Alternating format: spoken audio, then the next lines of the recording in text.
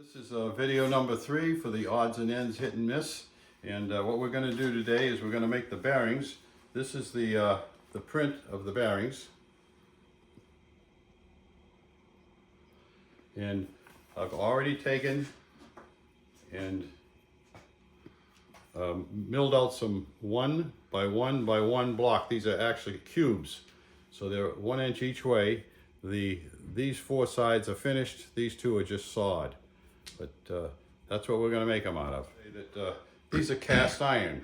You could make them out of steel and put a bronze bushing in them. Of course, you'd have to make the hole a little bigger, but you can put a bronze. You can make them out of anything and put a bronze bushing in them. But these are what they called for, as cast iron, and I had plenty of cast iron, so I did them out of that. So first thing I'm going to do is, I've got this marked as top, so I'm going to put this on number 1 jaw, and this is a 4-jaw scroll chuck, so I don't have to adjust it. If you have a regular 4-jaw, you're going to have to do some adjusting to get it centered, somewhat centered. If it isn't perfect, it doesn't matter, but they both have to be exactly the same. That's the problem. But a tiny bit off when we put it in the mill, we can fix. But if they're way off, that won't work. So this will probably be 3 or 4 thousandths off in this scroll chuck, but it will work. First thing I'm going to do is face this off.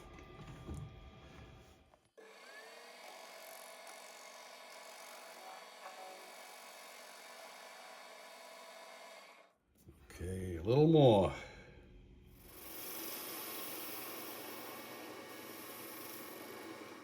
Okay, so I've got to turn this down. I think it's 5/8 to 5/8 diameter and 3/8 of an inch in. I'm going to just check the plan.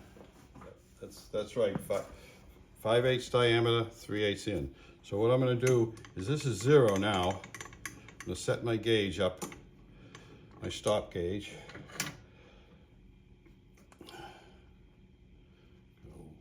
1, 2, 3, 75, right there. I'm going to set up the stop. This isn't real fussy. Within a few thousandths is good. So now I'm going to turn this to 5/8 diameter.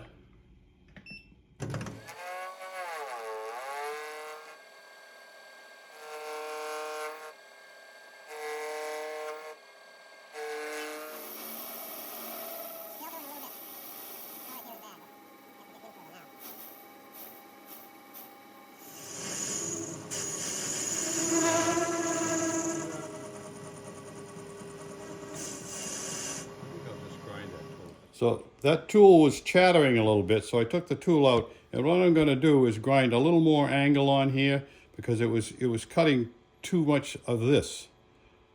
In other words, too much of this cutting edge was cutting, and I couldn't turn it enough without getting this involved with the edge.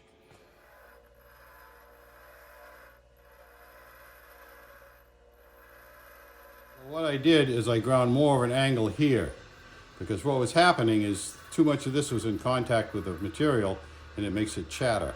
So we'll see how this works out now. Gotta reset that. I just gonna have just the opposite problem with the other side if I don't move the tool a little bit. I think that should do it. You gotta have clearance on both sides.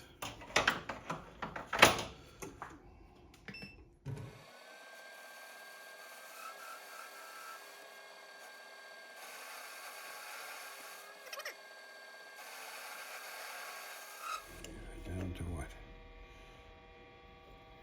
We got quite a ways to go. We're 810. We got to go to 625.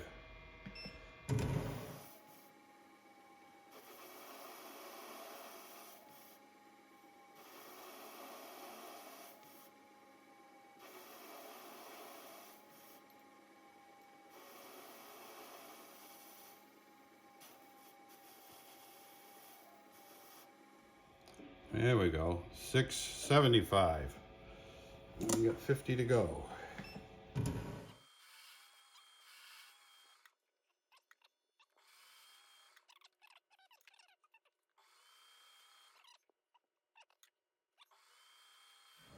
Now we got to drill a hole in it in the same setup, so the hole will be concentric with the outside of that.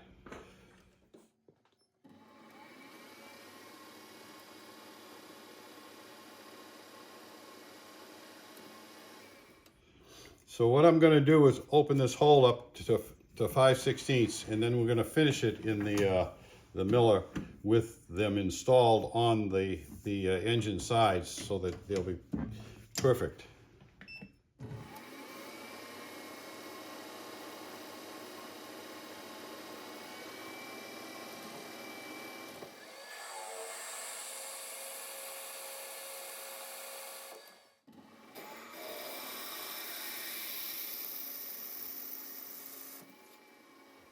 That's 5/16 now, and when I get it in the mill, I'm going to open that up with the two of them together and make it 3/8. So this is the second one, and I've got the top on with bluing, and I'm going to put that in the number 1 jaw.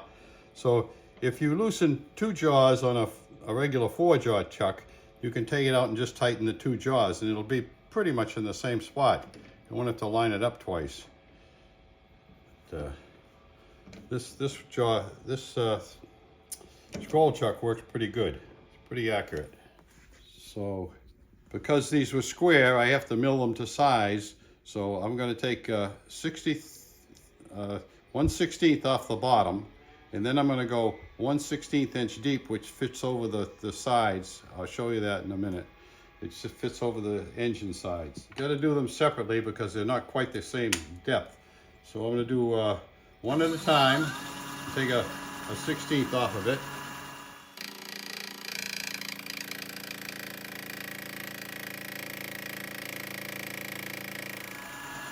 Body.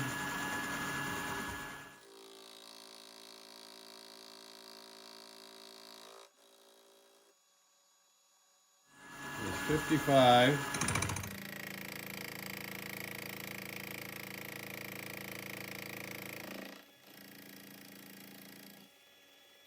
There's 62.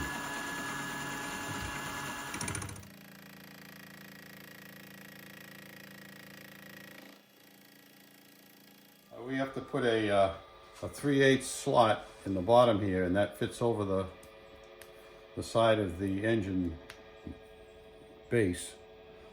I'll show you how it goes. This fits down in there as soon as I sand it a little bit, and that fits down on it 1/16 of an inch so it can't slide back and forth.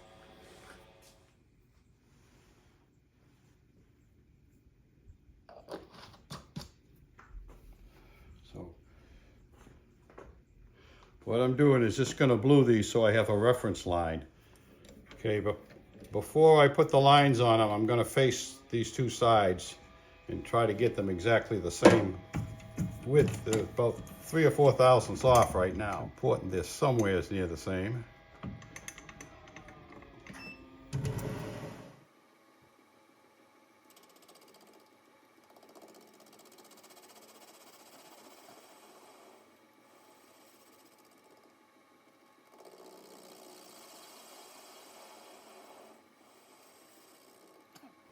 Okay, I'm going to lock the carriage. And because this is against the chuck, they should be the same width when I face the second one.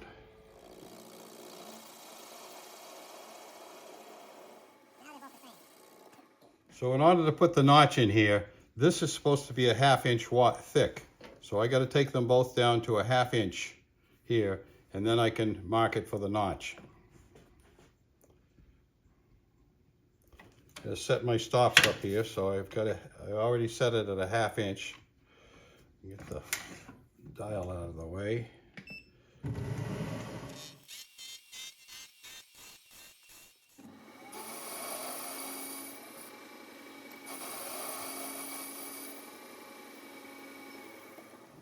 So this has a protrusion out 1/32 of an inch, and that's for the crankshaft to rub against. And that's supposed to be, I think, 625, approximately. It doesn't really matter. So I can take off about another, take off 20.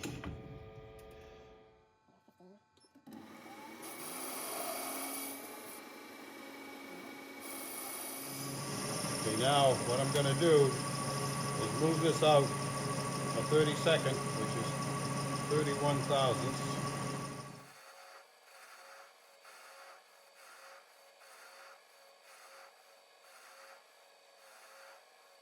The protrusion of 32nd out, and this hole gets opened up to 3/8 in the finish. So that should do it. Now we're going to put the notch in the bottom. What I'm going to do is set this up against that with a feeler gauge in between. Just come down here, and I got a 7/1000 feeler gauge. You can use anything you want. I'm just going to come in until that touches. It's just touching. And then I zero this and crank it up and go in 7 more.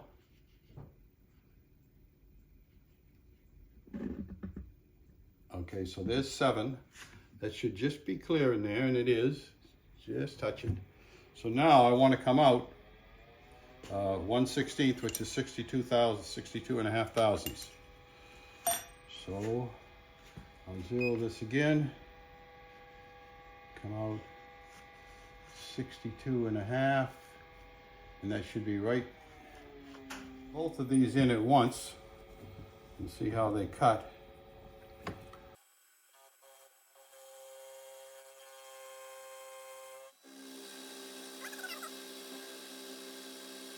The important thing is that this is a 1/16 wide and that's a 32nd approximately, because you're going to have to make your crankshaft fit in between there. If it was too narrow, you'd have to make the crankshaft a little narrower. And I'm going to make the crankshaft just a size, but I'll check it first to make sure that I've got the right clearance for it. That's a 1-inch slot, and these are 1 inch wide, but it's just a little bit tight. I'm going to just take a little tiny bit of sanding off of the sides of these.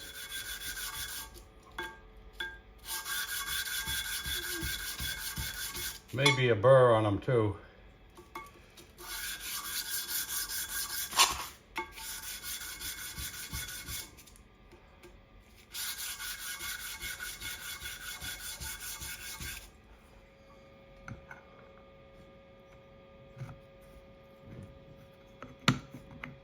That's all it took.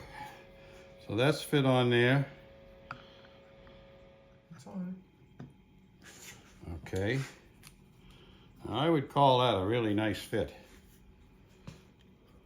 They stay right in there. They're down. Let's see how they align. For the heck of it, let's see how close they are. I don't know. It's a tiny bit low, but it looks like it's not quite lined up. But of course it could be this one too. Yeah,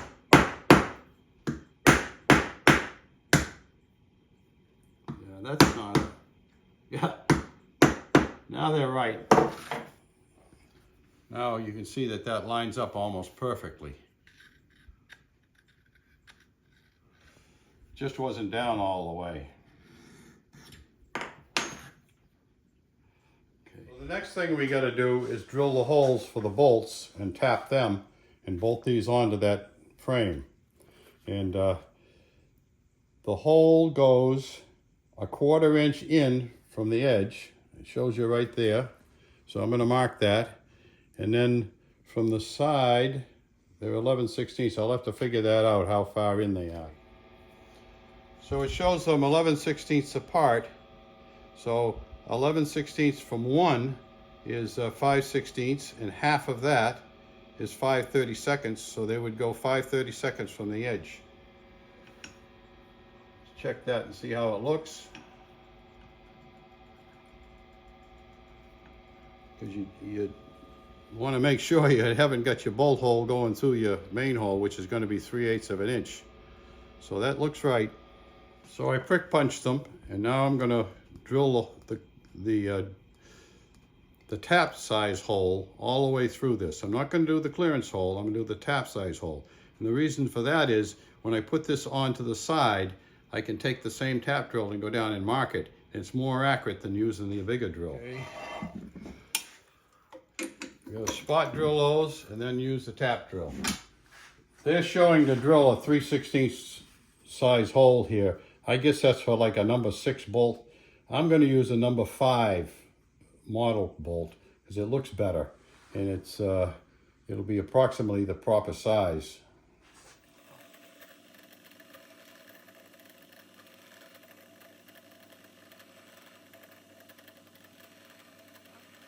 Yeah, a number 38 tap drill. 540 tap is a 38.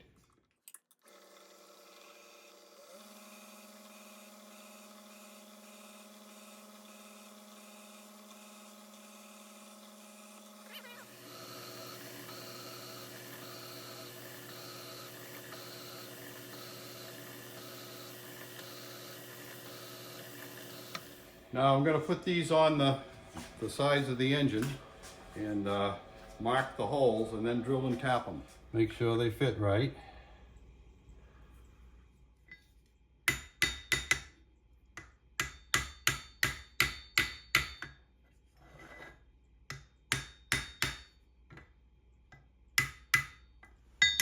Good. So now we can mark those locations, and after I do that, what I'm going to do is match mark these to this, so I know exactly which one is which.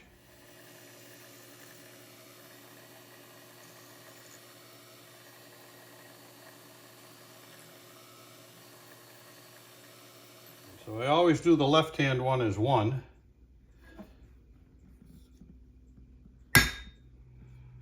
Got it? That's good. So this is 2.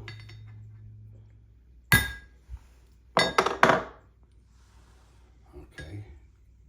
Now I always take and file that just a little bit to make sure that I haven't left a raised area. That won't seat properly. You just take it and hit it with a file.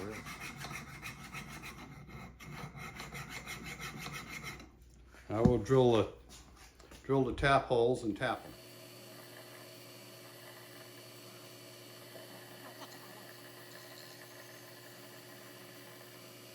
I'm going to use my tapping head. I realize that most people don't have one of these, but you can hand tap them just as well. But I bought this at a tool sale up in Dublin, New Hampshire, and it was a tool dealer, and he had this for sale for 20 bucks. And I'm looking at it and says, well, what's wrong with that? And he says, oh, I don't know if there's anything wrong with it. So I checked the clutches, and all you have to do is to check the clutches is push in on it and turn it, and it turns, and pull out on it, and it should turn the other way. And that, I could feel the clutches were good, and I'm saying, what could be wrong with this? Well, when I took it home, put it in the drill press, I figured it out. This was bent. So I just put it in the lathe and took a couple of turnings off of it and made it straight again.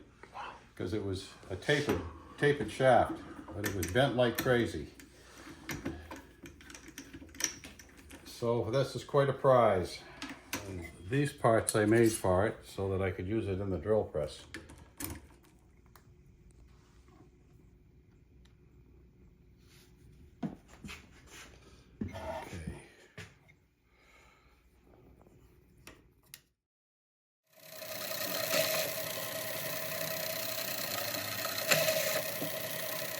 This makes it a lot easier to tap these holes.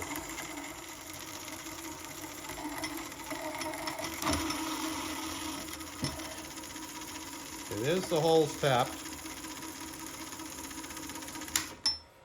Now we'll screw the blocks on there.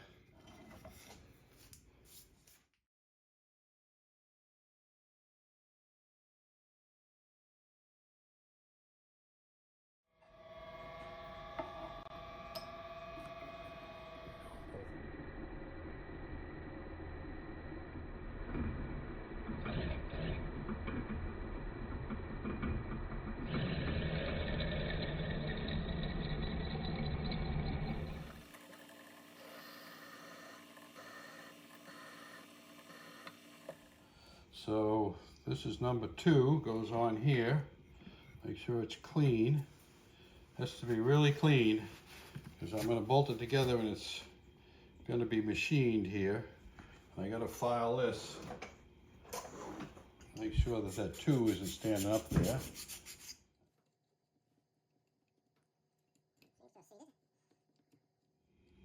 putting these in pretty tight.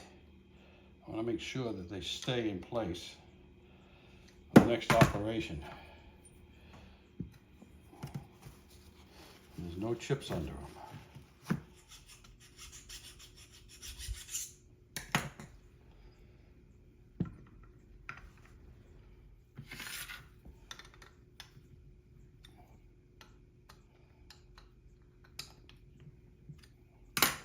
That should do it. So what I got to do is get this angle plate on here, and I'm going to try to do it without removing the vise, because anybody knows how much trouble it is to trim the vise in. I think I got plenty of room for this. Yeah, it looks good. Looks really good. Okay. Make this.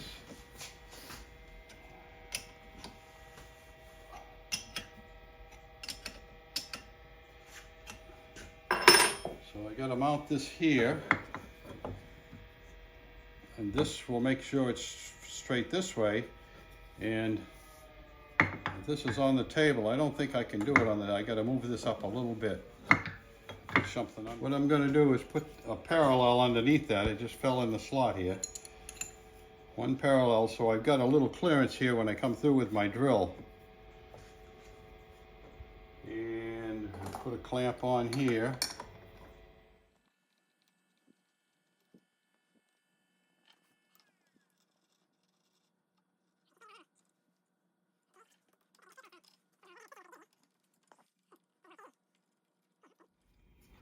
I want to make sure that that's firm against this angle plate.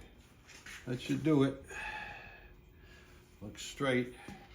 I'm going to just check this out, make sure it's pretty straight by putting a rod through in the chuck. So I've got to do this with the drill chuck. Let's go with 9/32 first. Get it somewhat lined up, and then see if a 5/16 will go through there. Okay, that went through there good. Looks like it's aligned. Aye, that goes in there. But, okay, another thing I have to do is support this. So I'm going to put a parallel in between here and one for the bottom. So these parallels will keep the pressures, keep the sides straight when I put the pressure on them with the drill. I think I'm going to need something underneath this one. It's not quite tall enough. Put a piece of 1/8 inch under there and see if I can get it in there now. That's good. Now, I should be able to run this drill right down through there. This is the 5/16 drill that I drilled the hole with.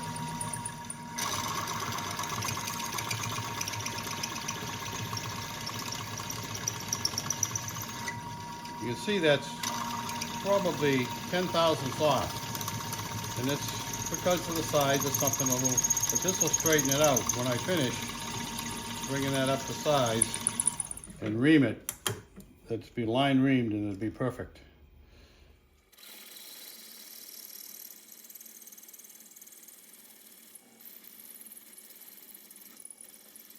So I'm going up a 64th at a time with this, and that will line them up pretty good without using a boring bar, because I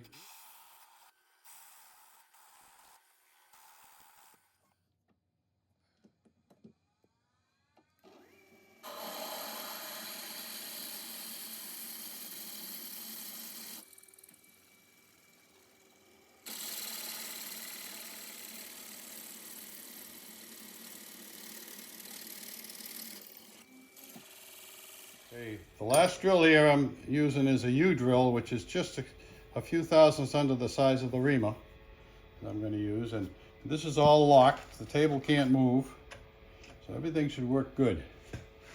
I'm going to come down on this one first.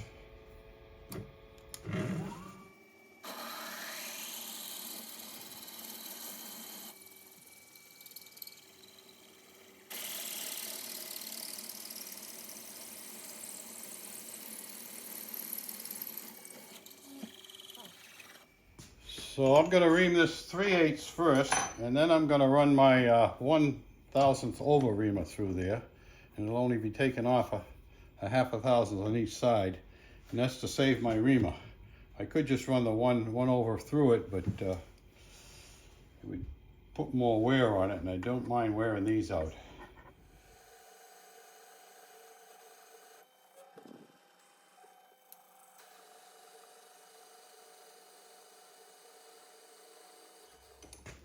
Okay, this reamer is 1/1000th over.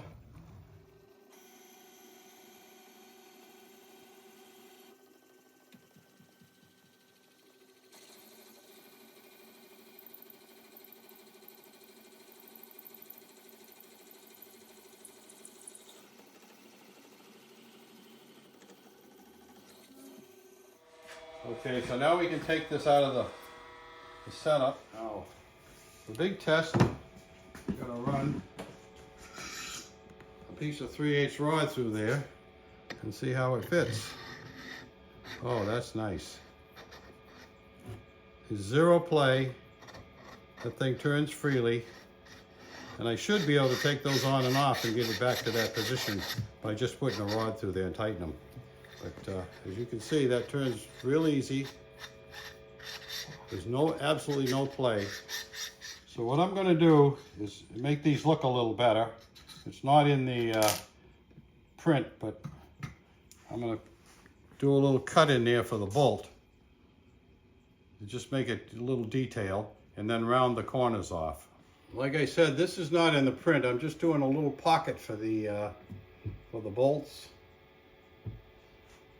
And it just makes it look more like you did it on purpose.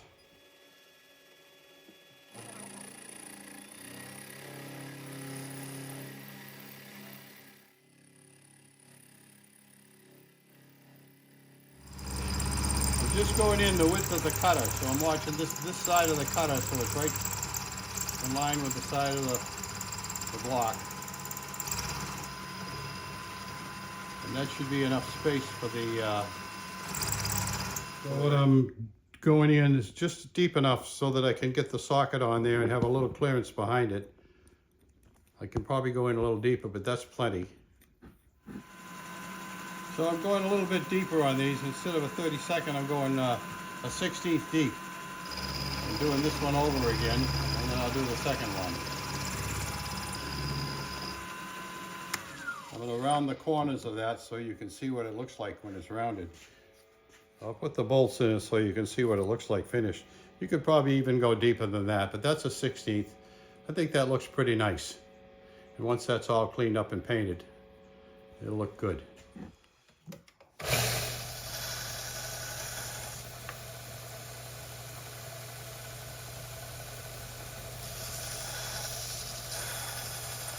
The real test is I'm going to put these back on here and see if they come out exactly the same as they did before, nice and loose. Put that one on there, and this one on here. This is one. So I'm going to run the rod through them while it's loose. Okay, now I'll put the bolts in it and tighten them up.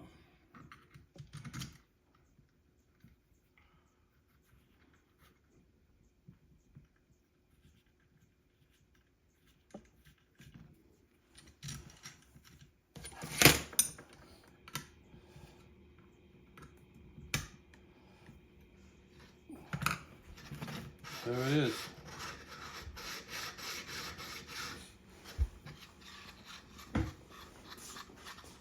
Loose as a set of flip-flops.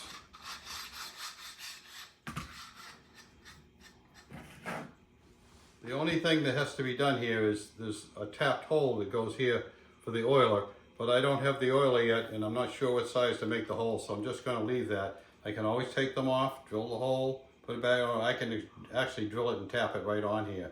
I don't have to take it off again. But, that's that. And next week, we'll be making the crankshaft, and we'll fit the crankshaft in there. Been doing some research and trying to find some gears, and I did find the exact gear. And this probably comes from China. I got it off of eBay, and Jim will put some still pictures on there so you can see where it came from. there's the gears that I made before for this engine. This was an extra pair, and these are the gears that I got, and they're exactly the size. I measured every which way I could, and they're perfect. So for 20 bucks, you can get these probably shipped from China. I don't know. One of them's $9 and the other one's 10 something, but it's a little over 20 bucks.